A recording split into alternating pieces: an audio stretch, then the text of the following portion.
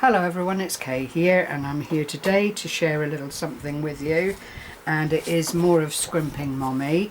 In front of me here on the desk, you may recall I did made a journal and then did a giveaway on it, and then found I had all the scraps left over having made the journal, which I really didn't want to have to throw away. So I set to in making these hidden paperclip toppers, and they really have come out so nicely. I wanted to share them with you. It's just a plain square that I've used with the stitched line around it.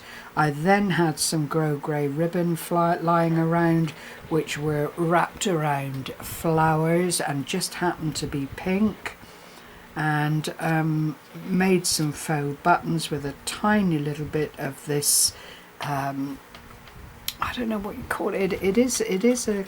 It comes in a meter length, and it does come under lace, but it's no lace I've ever come across. But they are beautiful little sewn flowers, and I just think that sits so well on the button, and it just finishes off the paperclip.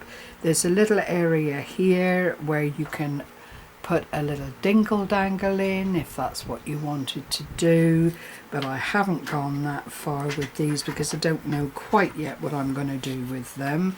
But there is one and number two. This was a stacking square die, so it was very easy to put together the topper, line both of the sheets. I think I did get Gary to print out one more sheet of paper for me because I wanted this nice plain background. Or did I make do? I might have even made do. I might be lying to you. However, it is what it is. Two squares. I can measure them because most people have a square they can draw around, and these squares are 3-inch squares, and the top one is, give you both the 2.5 inches, so that gives it a very nice border, whoops, around the edge to either decorate or just leave freestanding with a little bit of ink around them. But you know, even using scraps, there is lots and lots of detail on the front cover there, so they are really pretty. You could add wordage to them if you wanted to. They've all got the little paper clip either on one side or the other, not top loading because of the little dingle dangle. I've just kept them for side embellishments only. There's another one. I had that one lady image left over, and it just so happened to fit inside the area there that I needed to decorate, and another little one that was part of a cluster that did exactly the same thing. So hopefully the message is being heard loud and clear. Don't throw your scraps away. There is just so much you can do with them. Clearly I could have made other shapes if I wanted to, but I haven't done anything square for the longest time, and thought, right, I'll just utilize what I've got to hand and make the most of them.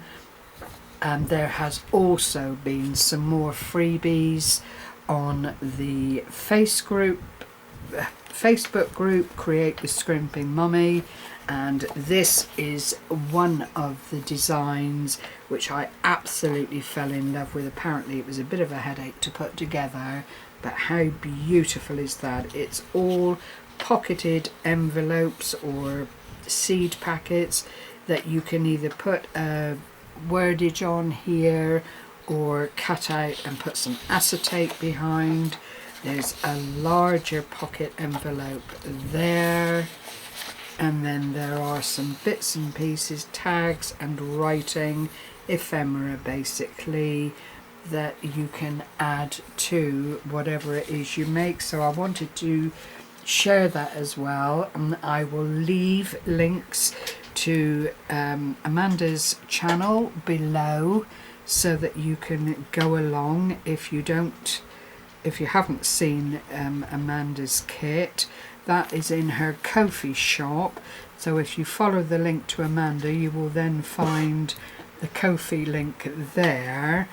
And to get the freebies in the group you have to apply to join Crafting with Scrimpingmommy on Facebook. So you know the options are there should you so desire to have access to all of these wonderful printables. So with that I will say, as always, thank you for your company.